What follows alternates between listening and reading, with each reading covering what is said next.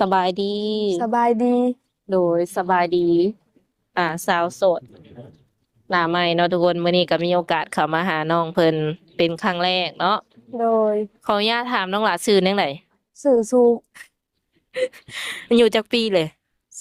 18โดยเคยแต่งงานแล้วบ่บ่เคยเคยมีผู้บ่าวบ่เคยมีคบกันได้โดนบ่แต่ละคน3 เดือนโดยตอนนี้ได้ซะน้องละตอนนี้บ่มีโสดบ่โดยอ๋อโสดจักเปอร์เซ็นต์น่ะนี่ 100%โดยมื้อนี้นี่คือว่าออกมาเปิดใจแม่นบ่ โดยโดยเปิดใจในมื้อนี้น้องหลาก็มีแบบสเปกผู้ชายอยู่บ่มักประมาณใดคิดว่าบ่มีสเปคแบบว่าบ่ได้เลือกบ่ว่าต้องหล่อต้องรวยต้องสูงต้องขาวบ่เลือกอายุเด้น้องล่ะ45 60ก็ได้40 50 60โดยอันรุ่น30นี่ได้ซะน้องล่ะได้อืมได้อยู่หรือว่ารุ่นเจ้าของได้ซะมักอยู่บ่รุ่นเจ้าของมักอยู่อ๋อรุ่นเจ้าของก็ได้อยู่เนาะโดยอืมโดยรุ่นเจ้าของขึ้นไปฮอดประมาณ60 ปีเพิ่นว่าเนาะฮอด60เลยบ่หรือว่า60กว่าๆนี่ก็ได้หรือว่าแนวใดได้เคยคุยกับผู้บ่าวแบบรุ่นใหญ่อยู่บ่เคยเป็นอะไรความรู้สึกแบบความรู้สึกน้องเวลาที่คุยกับผู้บ่าวรุ่นใหญ่นี่นะเป็นประมาณใดรู้สึกแนวใด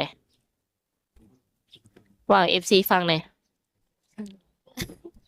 บ่จักความเว้าบ่ โดยน้องเพิ่นอาจจะมีความเว้าเนาะแต่ว่าเพิ่นบ่ฮู้สิเว้าหยังออกมาประมาณนี้ทุกคนเลยอืมแล้วก็คืออันนั้นสำหรับเรื่องสเปกของเพิ่นเนาะมักคนที่ว่ามีอาชีพการงานบ่หรือว่าชาวไร่ชาวนาก็ได้ได้เบิดอืมตอนนี้น้องหลาเรียนบ่ออกแล้วออกได้จักปีเลยจากฮะลืมแล้วลืมแล้วหากอ่านออกเขียนได้อยู่บ่ซะได้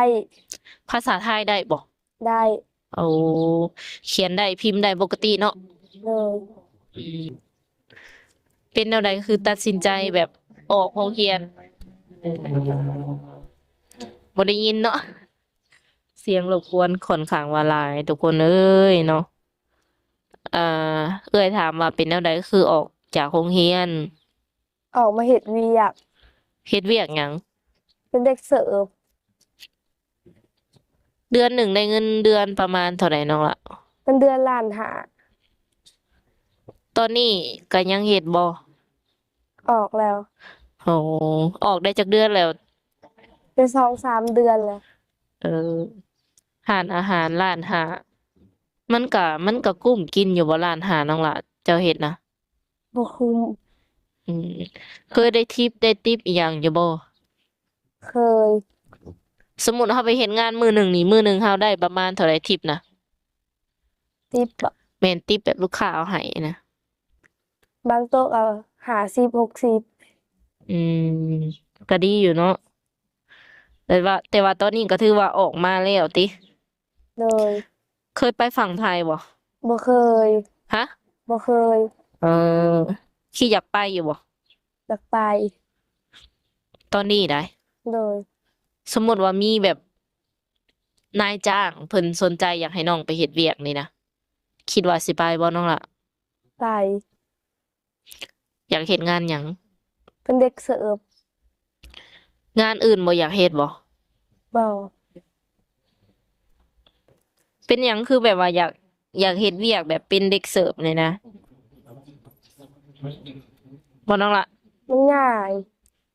มันง่าย เออ อืม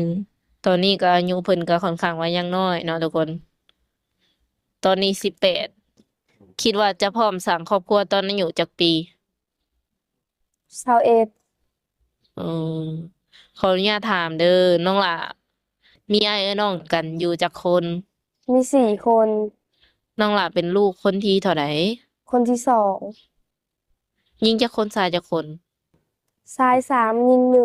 1มีแต่เจ้าเป็นผู้หญิง โดยสาวหล่ะสาวเดียวอยู่นี่เนาะทุกคน อืมคันว่ามื้อหน้ามื้อในเฮาแบบว่าเจอคนที่เพิ่นจริงจังกับน้องสินะเพิ่นพร้อมที่จะสร้างครอบครัวไปกับเจ้าแหละ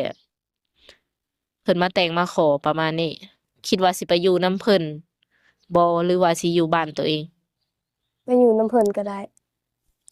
ฝั่งไทยไปอยู่ได้บ่ ได้ โอ้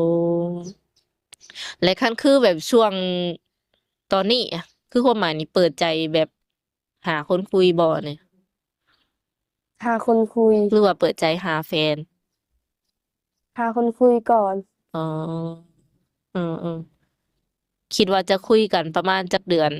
จังสิตัดสินใจเอาเพิ่นมาเป็นแฟนได้ ปีหนึ่ง ฮะ ปีหนึ่ง ก็โดนพอสมควรแน่นอนล่ะ ปีหนึ่งป๊าดตัวสำหรับคนที่ว่าเพิ่นอายุหลายเพิ่นสิบ่อายุเพิ่มขึ้นบ่น้องล่ะ ปีหนึ่ง และการเลือกคู่นี่พ่อแม่เพิ่นฮู้บ่ว่าน้องออกมาเปิดใจ ฮู้ เพิ่นว่าแนวใด เพิ่นว่าเปิดโลด อืม ถ้าพ่อถ้าแม่เฮ็ดเวียกเฮ็ดงานหยัง พ่อเฮ็ดเวียกกรรมกร แม่เอาน้องอยู่เฮือน เอาเลยเวียกคล้ายๆกันเนาะอืมอืมน้องเจ้าน้องละน้องจักปีอันนั้นน้องเจ้า คือยังเอาอยู่ ผู้น้อยนะ4 ปี เพราะจะยังมีน้องน้อยซ้ำนั่นอยู่เนาะ โดย เออ บัดนี้น้องอันเงินน้องที่ว่าน้องใช้น้องจ่ายแต่ละมื้อได้สะเอามาจากไส ขอนำพ่อแม่ อืม อืมแม่เพิ่นให้เงินเราใช้มื้อหนึ่งประมาณเท่าใดน้องละ บางมื้อก็30บางมื้อก็50ฮะ บางมื้อ30 50บางมื้อแล้วก็บ่ให้ เออ อืมมื้อใดที่เพิ่นบ่ให้นี่คือก็บ่ได้ใช้บ่ โดย อืมก็ประมาณนั้นเนาะทุกคนเอ้ย เป็นจั่งใดซะแบบว่าคือตัดสินใจออกมาเปิดใจอันนี้น้องละแบบว่าหมู่คู่แนะนำมาบ่หรือว่าน้องละเห็นจาก YouTube เอง หมู่ครูแนะนำมา อืมความรู้สึกตอนนี้เป็นแนวใด อาหาย โดยเอออายกล้องนี้ โดย อืมนิสัยหลักๆของน้องหลานี่เป็นแนวใด เป็นคนแบบใดน้องหลานะ ขี้อาย แบบสมมุติว่าอยู่กับคนรู้จักนี่เว้าหลายอยู่บ่ หลาย อืมมักให้อยู่บ่ บ่ ส่วนหลายจะเป็นคนแบบที่แบบบ่มักเว้าบ่ประมาณนี้บ่ โดย แบบว่าบ่มักเว้าขี้อายเนาะแม่นล่ะวะ โดย อืม ฮึเนาะบางคนที่สิเข้ามามักอยู่บ่ซะผู้ชายแบบใจร้อน บ่ ผู้ชายมีหนวดมีเครามักบ่ มัก กินเหล้ากินเบียร์สูบยาได้บ่ ได้ โอ้แล้วน้องเองเด้กินได้บ่ ได้ ก็ไปลิ้นมักไปลิ้นไปเที่ยวอยู่บ่เจ้า บ่สู่ไปดนไปเถื่อ ชีวิตประจำวันนี่เฮ็ดหยังแหน่น้องหล่ะเว้าให้ FC ฟังแหน่ มีแต่เฮ็ดเวียกซอยในเฮือน สมมุติมื้อนี้ตื่นเช้ามานี่เฮ็ดหยัง ตื่นเช้ามาก็ไปหายน้ำแล้วก็ล้างถ้วย อืม มีแต่ส่ำนี้ สมมุติว่าเฮ็ดเวียกพวกนั้นเบิดแล้วนี่เฮ็ดหยังบัดนี้ ไปลิ้นน้ำหมู่บ่หรือว่านอนพักผ่อน เฮ็ดเวียกแล้วก็ไปหลิน โอ้ไปลิ้นอยู่ไสไกลบ่ บ่ใกล้ๆกัน อันหมู่บ้านเดียวกันนี้ โดย อืม ชีวิตประจำวันน้องเพิ่นก็สิเป็นประมาณนั้นเนาะทุกคนสำหรับคนที่ว่าเพิ่นอยากมาหาน้องในสาย FC ที่เพิ่นอยากมาเล่นเนาะอยากมาเยี่ยมมายามน้องมาได้อยู่บ่มาได้อ๋อเออๆมาแบบใดมาเซอร์ไพรส์ได้บ่ มาแบบบ่ออกเลย ต้องให้บอกก่อนติบอกล่วงหน้าก่อนอืม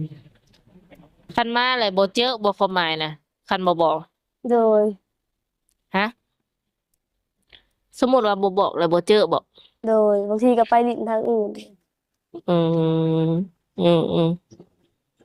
ช่องทางติดต่อมีบ่น้องล่ะค่ะช่องทางติดต่อน้องล่ะมีอยู่บ่มีมีเฟซหรือมี LINE เฟซก็มีไลน์ก็มีสะดวกแจกแบบตัวใดให้เพิ่นค่ะแจกหยังให้เพิ่นสมมุติเพิ่นขอมาน่ะไลน์อืมเฟซให้อยู่บ่โดยเฟซก็ให้ LINE ก็ให้เนาะโดยอืมอาสิว่าแล้วน้องเพิ่นก็ยังค่อนข้างว่าน้อยอยู่เนาะทุกคนแล้วก็นิสัยเพิ่นก็สิเป็นประมาณนี้บ่ค่อยเว้าค่อยจาหลายสำหรับคนใดที่ว่ามักสเปคประมาณนี้ก็คือลองเข้ามาคุยกับน้องเพิ่นได้เนาะช่องทางติดต่อแม่นทักมาเอานำเฮาได้หลังไมค์เนาะทุกคนทักมาเอาส่วนตัวได้เนาะเหลือบตาบ่ โดย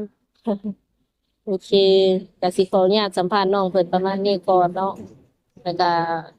สาวเปียงเองก็สิเป็นตัวแทนจากผู้ใหญ่ใจดีเนาะที่ว่าอยู่อเมริกามอบเงินให้น้องเพิ่น100,000กีบอ่าผู้ใหญ่คนนี้ก็เป็นคนที่ว่าสนับสนุนทาง YouTube เอื้อยนี่แหละอเมริกาเนาะเพิ่นได้ฝากมาให้สาวๆแต่ละคนนั่นแหละเติมบัตรเติมเบอร์หรือว่าซื้อข้าวซื้อน้ำกินเนาะทุกคนเป็นจำนวนเงิน100,000กีบน้องล่ะนมมือเอาน้องล่ะ ใจอืม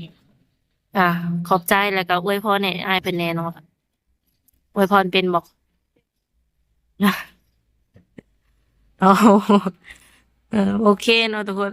น้องเพิ่นก็สิเปรียบเหมือนสิว่าในผ้าสีขาวตอนนี้เนาะทุกคนรู้สึกว่าเพิ่นเว้าบ่ค่อยเก่งแล้วก็เป็นคนที่ซื่อๆเนาะทรงสิบ่มีพิษมีภัยอิหยังสำหรับคลิปนี้ก็จะได้ขอตัวจบไว้ก่อนมื้อหน้ามื้อในร่วมกันเนาะน้องล่ะสบายดี